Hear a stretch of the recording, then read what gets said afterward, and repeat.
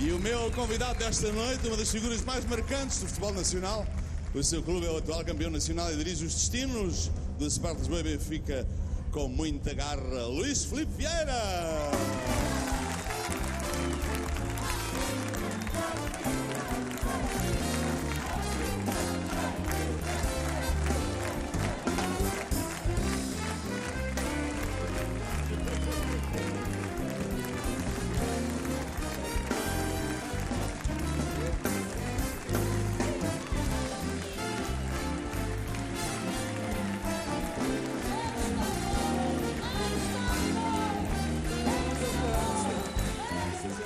Extremamente bem educados. Antes de passarmos à nossa conversa, gostava só que nos dissesse mais ou menos que tipo de convidados e que categoria de convidados temos ali na primeira fila, porque eu sei que é uma gente que funciona como o seu braço direito, braço esquerdo, pessoas em quem tem muita confiança. Talvez fosse uma boa altura de os cumprimentarmos. Ali está o Orlando, que é o meu secretário. Está o Luís Lemos, está o António Cunha Vaz, que são os homens da comunicação. Está o Domingos Soares de Oliveira, que é o Presidente da Comissão Executiva do Benfica e administrador de algumas empresas nossas. Diria que é hoje, efetivamente, o meu braço direito, ou o braço direito da direção do Benfica. E parece que não está aqui mais ninguém. Passou a noite toda a levar na cabeça. Okay. E depois está ali um homem que não estava aqui a ver, que é aquele que matura as minhas madurezas diariamente, que é um motorista, o Zé. E estão ali as nossas glórias, o Palmeiro Antunes, o Artur. Mas também é muito interessante a sua própria história, porque nós vivemos numa época depressiva em que todos os casos de homens que à sua custa saem de uma infância muito apertada para uma situação económica tão desafogada e tão interessante como a sua, é uma história que nos interessa sempre muito e que permite todo o tipo de especulações. O Luís tem sido também alvo preferencial de todo tipo de especulações. Como sabe, contou-se todas as histórias sobre si, que as pessoas são um bocadinho invejosas e lidam mal com o enriquecimento. Portanto, acham sempre que tem de haver qualquer coisa ali pelo meio. Ou andamos a gamar, ou andamos na droga, ou andamos a passar qualquer coisa clandestina. E sinto que uma das suas dores e uma das suas preocupações é ter também reposto a verdade e deixar passar a sua imagem de transparência absoluta e de seriedade em tudo aquilo que faz. De resto, num dos nossos jantares, comentava-se que se o pudessem ter filado, já o tinham filado, porque de certeza que houve imensa gente à procura para ver se tinha um rabinho de palha para lhe pegar. De onde é que vem o seu dinheiro e como é que se fica um homem importante numa vida tão curta? Bem, o meu dinheiro também não é assim, tanto como as pessoas possam dizer, e também não sou muito importante. Eu acho que sou de origens humildes, toda a gente sabe que sou bairrista, sou do bairro das Furnas. Há uma história linda que conta... Deixa-me agora para o bairro das Furnas. E era um puto ambicioso. Era um puto que já pensava em transformar-se em qualquer coisa melhor ou não pensava nisso sequer? Não, nunca pensei nisso. Estava mais preocupado em trepar o muro do Jardim Zoológico? Isso estava. Era o nosso entretenimento. Pode-se dizer que o seu primeiro grande ato de gestão foi sacar a moeda que o elefante deixava cair? Quem é que lhe conta essa? Não, era os elefantes só recolhiam moedas brancas, não é? As moedas pretas não recolhiam.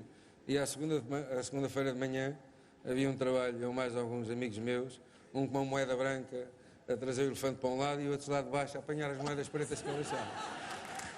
Isso é uma bela ideia, ainda hoje. E é um ensinamento na vida. Por vezes somos confrontados com alguns trombudos, põe-se uma moedinha branca à frente do trombudo, o trombudo vem para o lado de lá e a gente, toca de catar as outras mais escurinhas e grão a grão, chega ali ao papo. E depois não teve grandes oportunidades de estudo. Qual é o seu primeiro emprego? Quando é que começa a haver o seu primeiro dinheiro? Aquilo que me deu a grande oportunidade de trabalhar, a sério, foi um homem que é a medalha de prata, que é o Sr. Armando Marques, que foi o meu segundo patrão que eu tive, e que era uma casa de Peneusa, eu estava no escritório, e ele lá viu que eu tinha algo para comércio. E então comecei, em termos de estar ao balcão, e aí deu uma oportunidade de fazer um negócio extra para mim próprio, que era, naquela altura usava-se muito os minis, não é? Toda a gente queria substituir as jantes de origem. Perfeitamente. Punha-se uns pneus largos, e ele dava como as jantes a malandro. dava uma oportunidade de eu fazer esse negócio à parte, com benefício para mim próprio também, não é? Foi, vamos lá ver, a primeira réstia, ou seja, da ASA, de ser empresário, não é? A partir daí, pronto, eu tive muitos anos com ele, e recordo-me, e foi um grande professor que eu tive, costumo dizer. E havia aí uma divisão engraçada de lucros, porque ele tratava dos pneus e o meu amigo tratava das jantes. Não, eu tratava dos pneus e o lucro era dele. E as jantes eu tratava, mas o lucro era meu. Mas ele permitia isso. E na altura os malandros adoravam ter umas jantezinhas giras. Boas Eu sei porque eu era um grande malandro. Eram umas boas E fartei-me de comprar jantes. Não tinham mínimas, eram umas boas jantes. E então, eu tive com ele cerca de 8 ou 9 anos, que era na rua Correia, até aos 73 anos. Nunca mais me esqueci este número, porque era a minha segunda casa ali. E acho também que foi um grande colaborador dele, e falamos normalmente, e como digo, foi se calhar um dos grandes professores que eu tive, foi ele, foi mesmo o Armando Marques. É engraçado como a nossa vida às vezes fica marcada por uma pessoa que se conhece, por um encontro, por um momento, não é? E nesse caso acaba por ser ele que leva para a indústria dos pneus e é no fundo o facto de se ter tornado um craque na indústria dos pneus que fez sido depois um empresário. É verdade. Não, eu continuei depois nessa indústria. Eu depois saí, fui para outra empresa que é o Justino Gomes Bessa, que era na Rua Alexandre Ferreira, onde tive cerca de 1 ano e meio. Mas aí eu marquei bem a minha posição. Aí, com o Justino, eu disse logo naquela altura que 1 ano e meio chegaria para eu estar, independentemente do dinheiro que ele me pagava, eu acho que naquela altura devia ser o empregado mais bem pago deste país. Quanto é que ganhava na altura, lembra-se? Com comissões e tudo? Sim. Cerca de 140 contos. E era uma fortuna. Isso era que ano? Pois já, sei lá, já não sei, mas já cerca não consegue lembrar. 30 e tal anos. E isso era uma eu ganhava 12 contos por mês e sentia-me o rei. Mas eu para ganhar isso, ele também ganhava muito mais disso. Pois claro. E a partir daí depois estabeleci-me e fiz mais dois sócios nossos. E foi através dos pneus que se tornou amigo do Pinto da Costa? Não. Porque eu ouvi dizer que o Pinto da Costa era representante da Continental, é verdade? Da Continental. Não é o Pinto da Costa, é o Pinto de Sousa. Então enganaram-me. Eu estava todo contente. Jorge Nuno Pinto de Sousa. Eu que tinha aqui uma grande caixa. Já estava a ver o Pinto da Costa, a dizer Luís Filipe Vieira. Queres dos pneus grandes, queres dos pequeninos, queres destes? Não. Eu conheci o Sr. Pinto da Costa através de, quando à altura era presidente do Alverca, e aí criámos... Chegaram a ser amigos mesmo. Não, fomos amigos e... Eu acho que vocês têm coisas em comum. Vocês são ambos muito humanos e gostam muito de pessoas. Gostam de gostar. Acho que o Sr. Pinto da Costa, fora do futebol, como já disse isto e não me canso de dizer isto às pessoas, acho que é um homem adorável. Não tem nada a ver com aquilo que ele é no futebol. Não é? Quando toca lá a gestão do clube... Pronto, mas isso aí... Há de chegar um dia que nós devemos nos encontrar novamente, fora do futebol, e de certeza teremos muitas histórias a contar um ao outro. Acha que o Vítor Santos vai ser assim também ou não? Quem? Pronto, já está respondido, obrigadíssimo. Não preciso saber mais nada. Não, mas eu não fujo à pergunta. Repare, vamos ser claros nisto, quem sabe a minha frontalidade, eu digo-lhe claramente porque é que houve, se calhar, uma chatice sobre o Vítor Santos. Eu, quando o Sr. Manuel Vilarinho me convidou para ir o ajudar para a direção do Benfica, neste caso mais para o futebol do Benfica, o Sr. Manuel Vilarinho, pronto, eu era amigo de Vítor Santos, conheci-o há bastantes anos, e acho que o Sr. Vítor Santos, com a minha entrada no Benfica, e penso que até foi ele que aconselhou o Manuel Vilarinho, segundo o que ele diz hoje, foi ele que aconselhou o Sr. Manuel Vilarinho a pôr-me lá e a colocá-lo perto dele. O Sr. Vítor Santos o que tinha é que tinha mais uma perspectiva de mandar em tudo, ou seja, praticamente queria mandar no presidente do Benfica, e lembro-me perfeitamente, e é pena o Manuel Vilarinho não estar aqui, senão eu dizia-lhe com esta... Eu desde assistir ele a tentar, por palavras, ameaçar porrada, uma frase, e que estamos num programa, pode dizer esta frase, desde lhe dizer que vai comer sopa de merda. Ele disse-lhe isto, é verdade que disse. Quer dizer, no meu programa pode dizer essas coisas. Posso dizer. Eu disse muito mais do que isso. Houve um dia que tive que lhe dizer que ali ele não mandava. Ou então, o meu presidente na altura dizia para me ir embora e ficava lá ele a mandar. Claramente foi uma situação destas. O meu amigo já andou à estalada alguma vez? Não tenho feitio para isso, nem vou andar a estalada. Mas é tramado. Tem o seu feitiozinho, porque a esse lado eu gosto. Tem a chamada capacidade de... Tem o direito, usa o seu direito à indignação. Quando acha que tem de ser, não manda dizer por ninguém. não é? Não, quem me conhece sabe que eu não consigo coabitar para Eu mentir. adorei a sua entrada, mentira, não consigo. adorei a sua entrada no estúdio da SIC Notícias quando foi lá. Lembra-se? Eu estava em casa e dizia, este é dos meus. Que eu adorava fazer a mesma coisa. Não, acho Só que aí, Acho muito é, bem. isto, é por isso é que eu estou lá no Benfica, quer dizer, quando as pessoas tentam degrenir aquilo que não há minimamente verdade no que as pessoas estão a dizer. Meu amigo indigna-se e vai à luta. Por isso é que os sócios do Benfica me elegeram, foi para defender a instituição e defender o clube, é isso que eu tenho lá e é isso que eu tenho que fazer. Pode-se dizer que uma das suas maiores dores foi quando tentaram arrastar o seu nome para um boato que envolvia drogas. Foi talvez o momento em que mais sofreu. Olha, estou à vontade, nunca tive nada a ver, nem com ligações de pessoas que... Mas a pessoa ser confrontada com uma história dessas é uma dor tremenda, não é? É horrível. Ainda hoje, se calhar, há muita gente neste país que pensa que tive alguma relação com isso.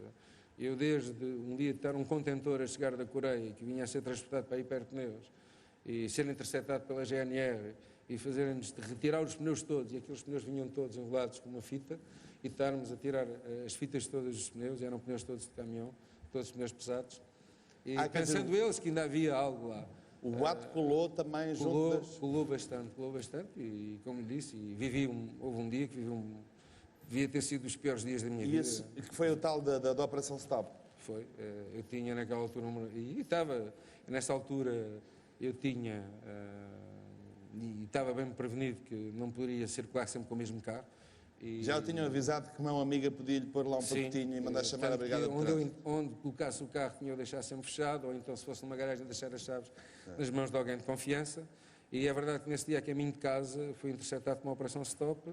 E nesse momento teve a percepção? Nesse momento, não, porque achou que era uma armadilha? Não pediram os documentos, só me disseram abram o capão. E pronto, eu aí devia ter sido os dias mais negros da minha vida.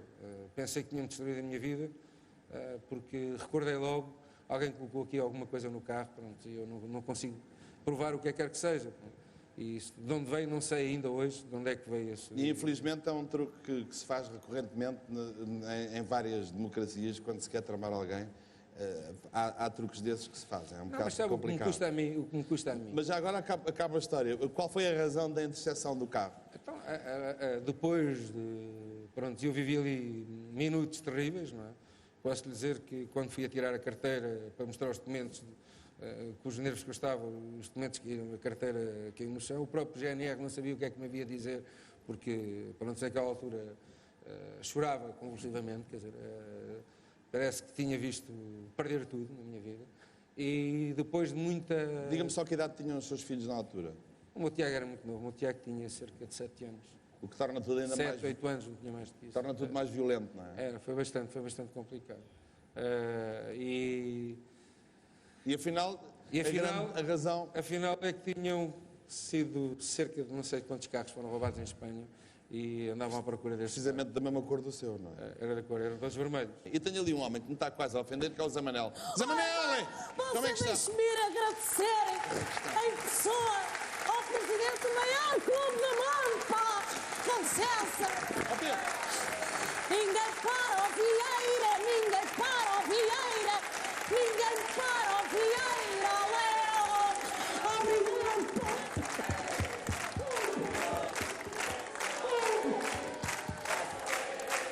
Está a meter-nos no jejum!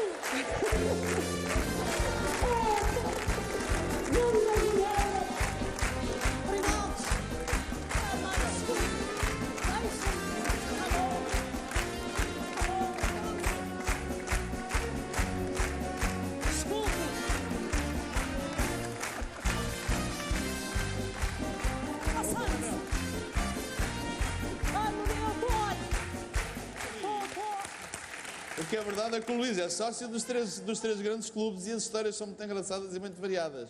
Quer dizer, acaba por ser é sócio do Porto. Quem é que o levou a ser sócio do Porto? Sócio do Porto foi um jogo que eu fui ver entre o Porto e Juventus, em Basileia, quando o Porto perdeu essa final da taça. Perdeu por 2-1, salvo erro. Era um guarda-redes que era o Teo Jaber. E aí vem o Jorge Nuno Pinto de Sousa. Pinto de Sousa, por isso Que é que era eu o fiz representante da Continental em Portugal. E quando chegámos a Portugal, passados uns dias, ele pediu-me 2 fotografias. Eu nem sabia o que era. e então tornou-me sócio do Porto.